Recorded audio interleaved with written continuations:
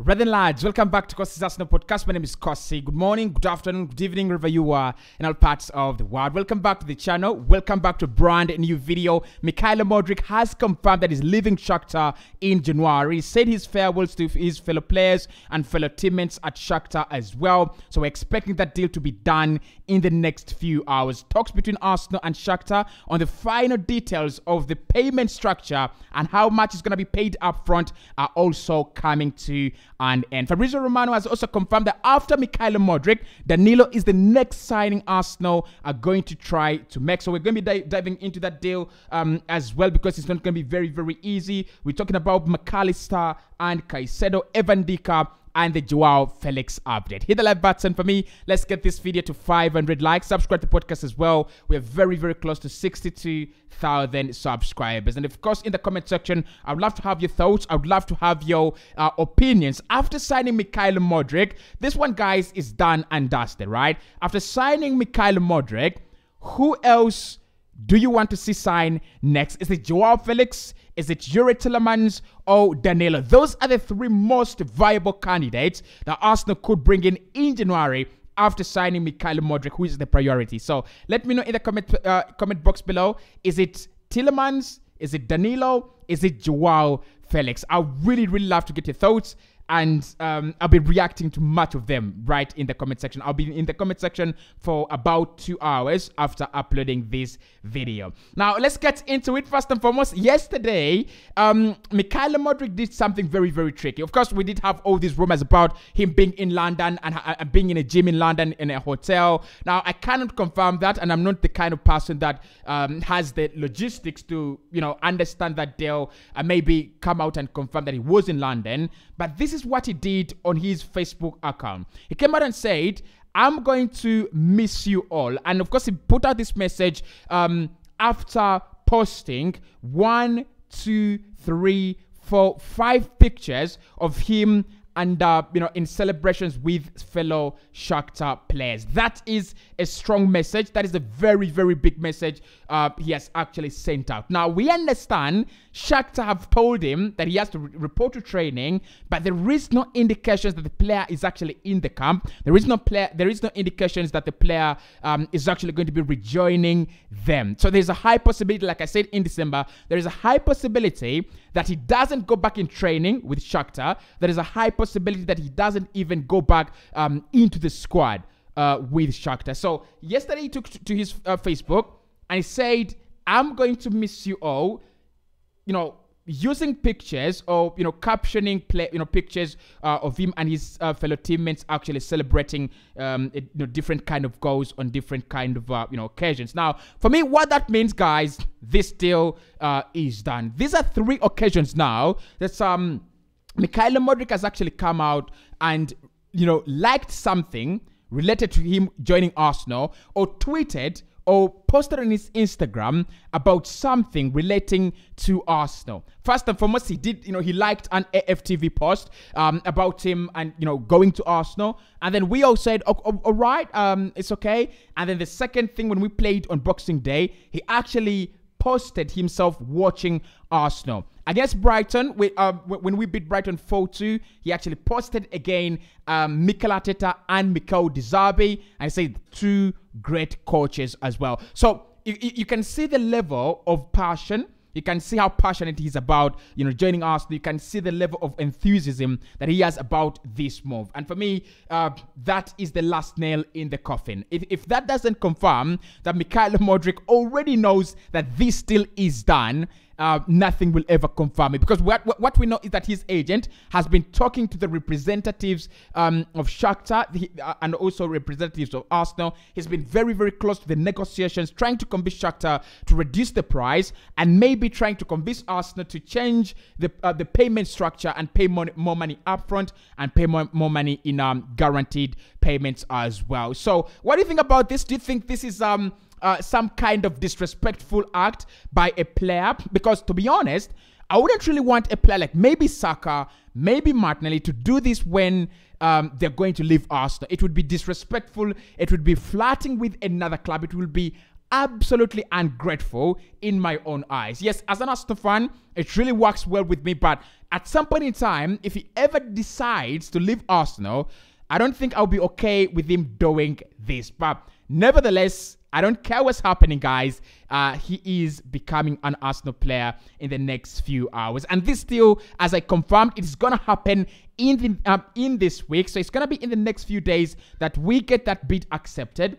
We get an agreement on the payment structure. We get an agreement on what's gonna on how much money is gonna be paid upfront, and also guaranteed payments. And the player will be ours. Now, what I can confirm as well from Fabrizio Romano is that we have a few negotiations on the final details, ongoing between Arsenal and Shakhtar Donetsk. So we have offered them around 72 million euros, and that is our final offer. That is our final deal. Fabrizio Romano understands that in the last few hours, it has been actually positive, with Shakhtar pushing on, can we get more money up front rather than can we get more money in the overall deal? So I think Shakhtar have actually agreed internally, this money, this bid is actually enough.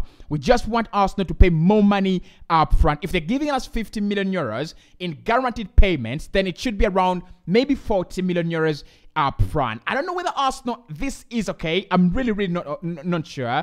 But if you have to pay 40 million euros up front for MUDRYK, and then around 10 million euros for maybe Danilo, or 10 million euros for Joao Felix, I think those are very good deals to do in the January transfer window. So negotiations are still ongoing to iron out those final few details. But of course, I'll be the guy to let you know that the deal is done on Arsenal YouTube. So make sure you subscribe, make sure you're hitting the notification bell, because when this deal breaks, you're going to hear it first from Cossy's Arsenal podcast. I don't report old stories. I only report new stories and breaking stories. By now, you must be able to know that. Now, let's move on to the next signing, because Fabrizio Romano says after signing MUDRYK, who is actually Arsenal's priority, says they will now try to turn their attention to a new player, to another deal, a player they have actually monitored for almost 12 months. And he says that player is Danilo at Palmeiras. The problem with this deal, according to Fabrizio Romano, is that Palmeiras do not actually want money right now. They are not desperate. Okay, they want money because if they're selling, they'll be looking to sell the player and maximize the revenue. But they're actually not desperate for money because they have sold MUDRYK to Real Madrid for a stupid fee. And I'm allowing me to use that word on this channel, on this podcast, because that kind of money was absolutely stupid. And I won't be very surprised if Real Madrid in the end come up with the Martin Odegaard situation. They signed MUDRYK for over 70 million, a 15-year-old for 70 million. And for me, in the next 5 years, we could see MUDRYK playing for Watford. We could see MUDRYK playing for a club like maybe Everton, because I just don't understand. I just don't understand it. So, but Fabrizio says this still is gonna be it's gonna be a very difficult one. It's gonna be tough negotiations for Arsenal's Edu, because Palmeiras already have money, right? They already have the money that can actually take them through the season, through the break, and they'll be looking at two options. One, do we sell Danilo and add more money to what we already have, or do we actually keep him and stay stronger for the next campaign? Now, in my opinion, I think Arsenal have already told Danilo what they want, and we have already gotten the green light from the player and his representatives to make an official offer, which we've actually made, and it was turned down. So Arsenal now do have the green light. We will go in for this for the second time, try to convince Palmeiras into selling. I don't think they are very far away from the idea of selling the player. I think what selling MUDRYK does is just give them, a lot of power on, in these negotiations. They'll be telling us, we actually don't need your money. We actually don't need to sell right now. You either give us the right amount of money we want, or you walk away and we keep the player for another year and another team can actually come in and sign him. But Benfica also in there. So Arsenal need to be very quick, just like Romano said on this deal, on the MUDRYK deal. We need to be very quick. clubs like Chelsea, clubs like Benfica are sniffing around the January transfer window. They're looking to strengthen. So if Arsenal fail to agree a deal for Danilo, then it's going to be Benfica that do that. And why I would love Arsenal to sign Danilo in January, it's a deal that doesn't affect the Yuri Tillemans deal, by the way, because Danilo is more of a Jorginho kind of guy. The Jorginho at Chelsea is going to receive the ball and be that anchor man. He's going to, distribute the ball from that deeper position, pick it up in deeper positions, and then, break play for the opponent, protect that back four, just like Thomas Partey does it. He's going to be an understudy for Thomas Partey for 2-3 years before he becomes the great man that Arsenal actually want him to be. Kind of what Luka Modric was when they signed him at Real Madrid, until later in his career when he became the real guy. For Real Madrid. So I think this is a deal that will need Arsenal to be patient. It's a deal that Arsenal will need Eddie to be very, very convincing. Tell Palmeiras that if the player doesn't want to stay, then you can let him go. You will replace him. I don't know what kind of language he's actually gonna use, but I'm quite sure it's a deal Arsenal can do. It's a deal that the player is excited about. It's a deal that the players' representatives are always excited about.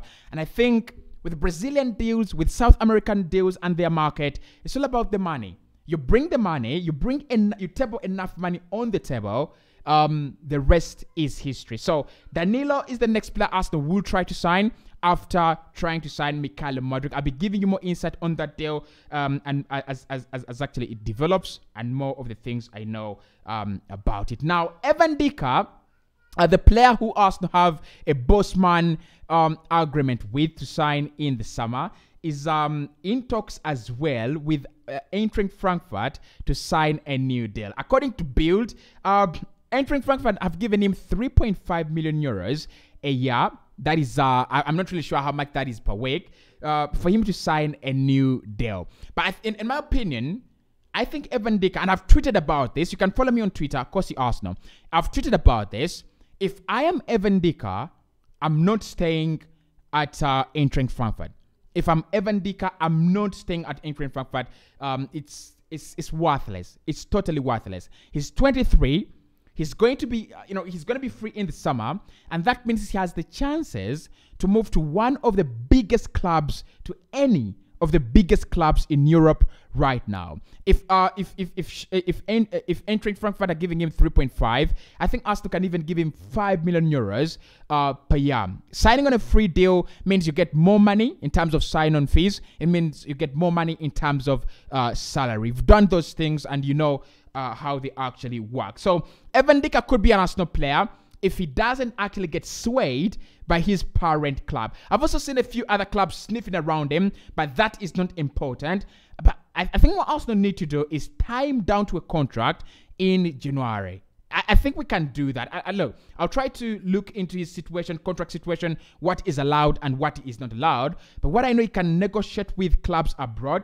What I know, he can actually sign a pre-contract with clubs abroad. But I'll tell you more about that. But the builder saying Frankfurt are very, very adamant. They want to keep him and they want to sign him on a new deal. Something that I don't see happening. Something that I think, Eintracht Frankfurt have actually done very, very poorly. You can't let Daichi Kamada go on a free to Dortmund next summer. You can't let Evan Dika go on a free. You cannot do that.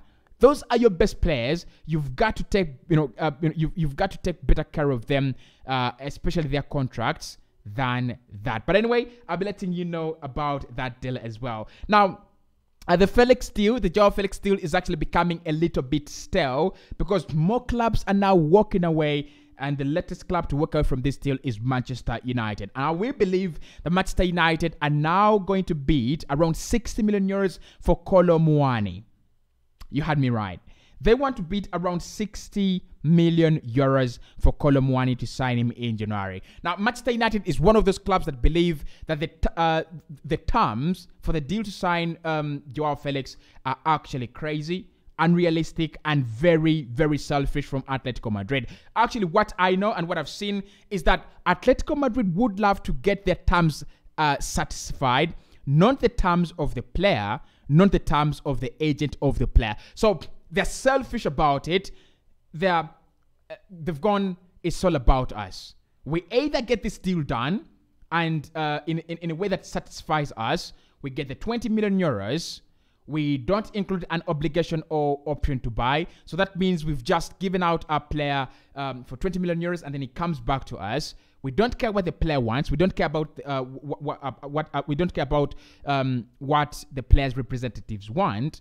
All we want is actually the money. So Man United are walking away. Chelsea have walked away. Arsenal are the only club in there trying to hope that Atletico Madrid will reduce on their ridiculous demands. And finally, Arsenal are eyeing these two deals. One of Alexis McAllister, who's come out and said he will be okay with a move in January, but for now he's focused on Brighton. But he says he will be fine with the move in January, provided it is the right project. And of course, we are also interested in Moises Caicedo. I think the Caicedo deal comes into the picture if we don't sign Danilo. And then also, I think McAllister and Caicedo are going to be heavy competition boys. Now, the good thing is that Chelsea is going to sign Enzo Fernandez. That leaves room for Arsenal to sign Moises Caicedo without a lot of competition. I don't know if we'll do that, but it just makes sense. If you sign McAllister and Caicedo, those two deals, in my opinion, just make a lot of sense. So the MUDRYK deal is coming to an end, and now we're starting to drive ourselves towards the next deal.